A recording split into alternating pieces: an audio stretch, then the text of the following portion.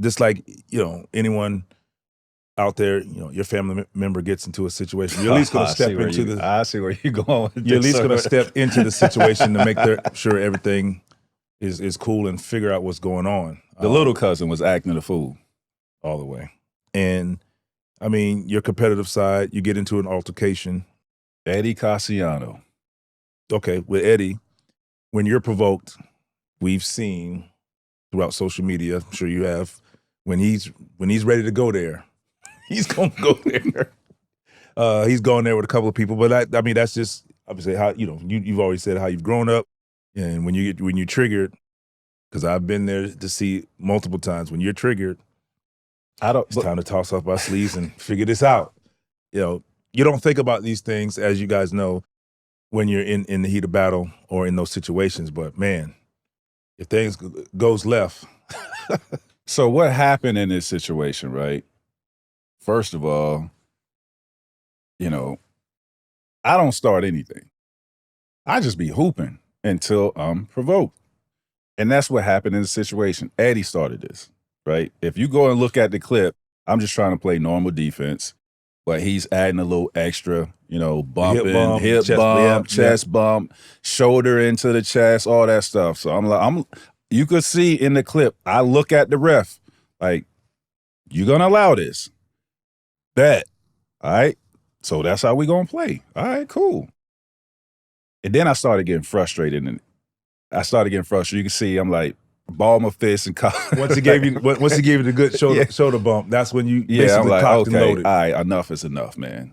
So I get the steal, and I'm glad they didn't call a foul in that, because again, I'm just playing normal defense. He's initiating the contact, so I get the steal, knock the ball out. Let's stop right there. Right. I'm gonna go back a little bit. So obviously, it's some back and forth going up and down the court, leading to that play. Now, obviously, you have one on that side of the court, so facing the goal is on the right side. I'm on the weak side with, like I said, with Kmart. So obviously, we see it. I'm in position, seeing what's happening. You're just waiting to see how this plays out. At this point, I mean, like you said, everybody on that floor, now that we know, is going. Is down for whatever, because you look in the stands, it wasn't many for us. Right. No, it wasn't. Is what I'm saying. So just playing it out, and then all of a sudden, the bump, okay, cool. You don't think it's gonna go that far. Either the ref steps in or whatever, so that's fine. Now, when you say you're going for the steal, in your mind at that time, are you really going for the steal, or are you kind of, this is your way to kind of get back? No. I'm actually going for the steal, right? But I'm being a little bit more aggressive now, right? Because I see the ref is allowing a little bit of aggression. So I go for the steal, hit the ball, no foul call. Now I'm chasing down the ball. He flops down well, the ground. he flops. I sling him a little bit. Yeah. Okay, with it. Yeah, okay. I gave him a little sling to the ground a little bit. I helped him out, but he did flop on that. I run and get the ball. This is the funniest thing I ever witnessed, bro. I'm like, F it now, because of all the extra he's been doing. I grab the ball. I turn around. I notice. You show him the ball. Nobody's coming, though. But yeah, I show him the ball like, here, you want this? This is what you want. But I'm looking at the other 9 players. He's on the ground, and nobody else is running back. It was the craziest sequence. So I grab the ball and dunk it. I run back down. That's when he gets up. He's waiting for me. He gets up. He's waiting for me. He's chirping while I'm running back. So I run directly to him to see what is it, he chirping about. I know you coming. I line. Yeah, between everybody. I already know you coming. I ain't even worried about that. I know you's gonna be there. But as that is happening between us two, you on the other side. What are you thinking, bro? Like when I get the ball and I show it to him, because again, I could have turned around and took the greatest still picture of everybody down everybody just sitting there watching. Everybody sitting there watching. All 9 of you guys was in the same position. He's on the ground and nobody runs back. I dunk the ball, run back. What are you thinking when I'm running back? He's talking smack as I'm running back, and then I kind of bump it a little bit, and then you take it from there. So in my mind, just like I think, I'm gonna say, the 8 of us, he's down on the ground, so he's pissed off. He's arguing with the ref. It's pretty much 1, 2, 3 for me. Like, all right, what's going to happen? First of all, if you miss the dunk or the layup down there, okay, it's no reason to go down there for an offensive rebound. I think you'll be good because nobody else is going down there. So it's more hilarious and funny. It's like this dude is wild. This what happens sometimes. This is basketball. When I did this. Yeah. So you go down there, you stop, you slow down, and all of a sudden you're like, "This is what you want." All right. So what you want? What you want? And it was that. So it's just funny. And then all of a sudden it kind of runs down, and it's like, all right, we're back on defense again, getting position. And then the bump happens, and that's fine. And then all of a sudden, kind of, when you get to somebody get to this, all right, it's past conversation of basketball, and then it's kind of push, and he's like, whatever, and direct line, and it's kind of like, watch out, slow down, don't do it, but then you can still hear him chirping, and you just kind of lose your mind in the situation.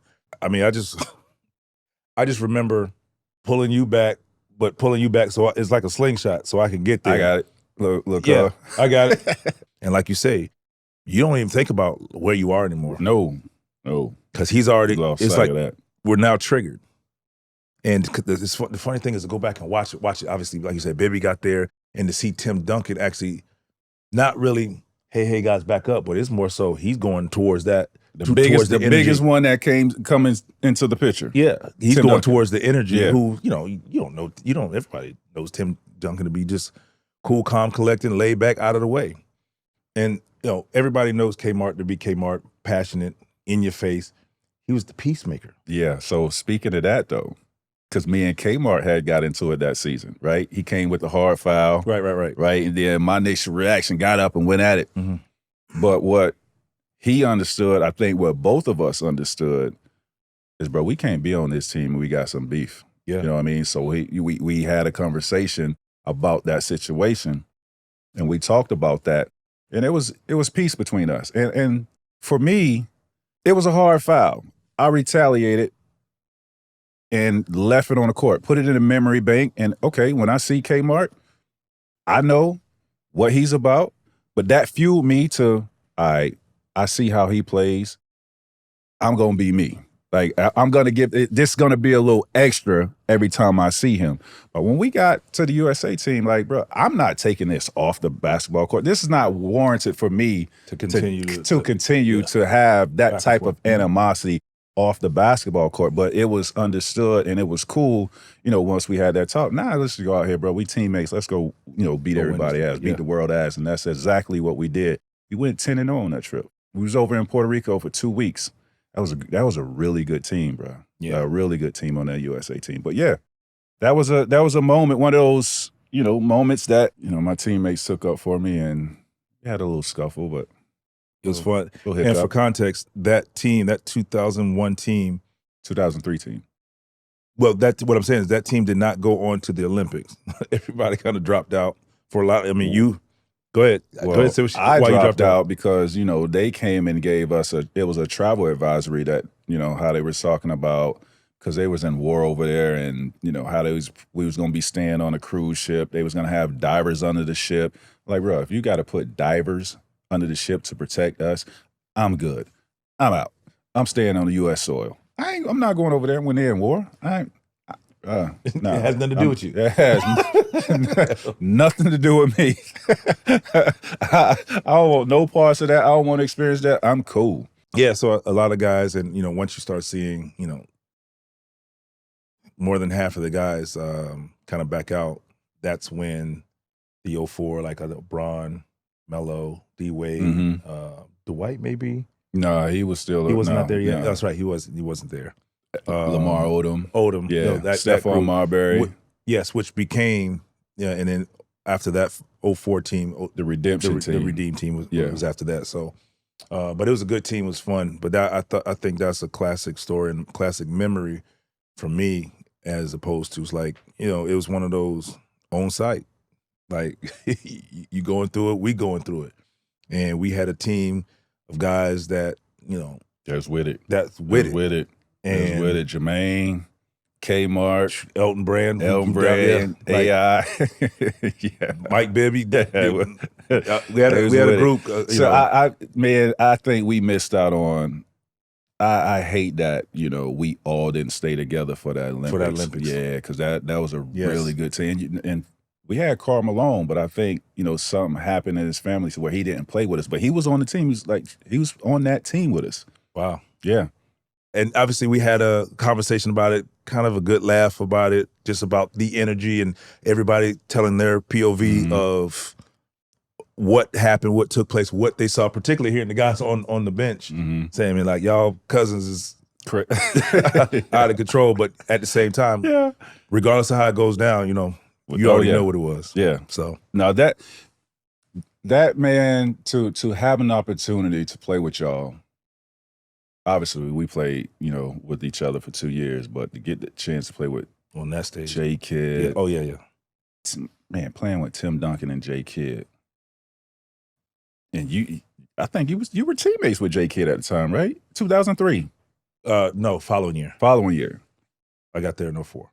Playing with them two, you get a glimpse of greatness.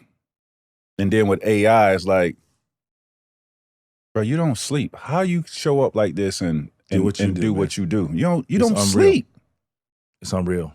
And I'm like, to watch greatness in real time, bro. That was, man. Especially the guys that you battle with. Yes. You get sleep to prepare for, and then to watch them do it to someone else as your teammate. Yeah. Like, yeah, that was, I took a lot from that trip, man, of how guys prepared and just, how they compete and prepare themselves every single night, every single day. Because we was in Puerto Rico, I said, like for 2 weeks, and you just got a good glimpse of how y'all, how everybody goes about their business. Yeah. And that's funny because this thing on all of our teams, you have guys that you feel comfortable when they have the ball. It's like playing on an all-star team. Obviously, we're going through the battles and whatever, but you didn't feel some kind of, I don't know how to really articulate this, but you don't feel some kind of way. It's like, oh, let me make sure I'm in this vision if Casey needs me, because bro, that's Tim Duncan with the ball. Or you got the ball in the wing. Yeah. Or when Kmart setting the screen rolling, like, I don't need to be in his vision, because if he gets 2 feet in the paint, yeah, I think hey, I get one-on-one, like, let me get out of his way. Yeah. Yeah, it takes your ego out of it. Yeah, you know what I mean? It brings you to a level like, you nice on your team, like you the man on your team, but hey man, we got future Hall of Famers, we got champions on this squad. And that's the beauty of what the USA team is and how it comes together, because Puerto Rico, that team more than likely has been together for years. Yeah. Years. And then now you're taking a team that is selected and comes together. Like you said, the biggest thing is, can you put your ego aside for the bigger picture? Because we don't want to lose this. Right. We're not trying to lose a game. Yeah. We're not even trying to let a team be up close. A loss to us was 15 to 20 points. We're not trying to we're still dominant.